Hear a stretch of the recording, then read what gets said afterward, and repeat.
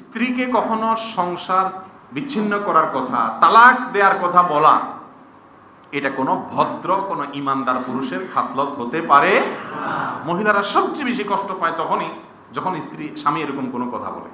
আমাদের মতো অনেক স্বামী আছে না, এরকম কথায় কথায় বলে, কথায় কথায় খোঁটা দেয়, মনে হয় যে তার দয়ার তলে। একটা সহজ কথা বলি, মুসলিম ফ্যামিলিতে স্ত্রীরা স্বামীদের জন্য যত বড় নেয়ামত, আল্লাহর জমিনে এর চাইতে বড় আর কোনো নেয়ামত নাই। রাসূল করিম সাল্লাল্লাহু আলাইহি ওয়াসাল্লাম বলেছেন এটা।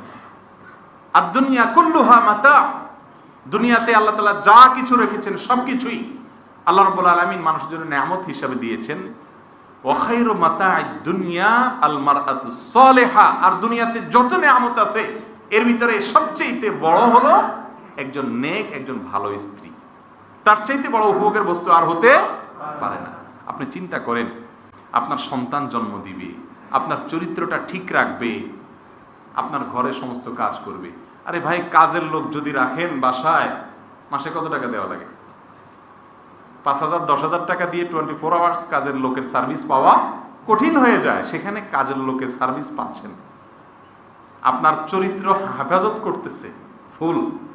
এরপরে আপনার বাচ্চা কাচ্চা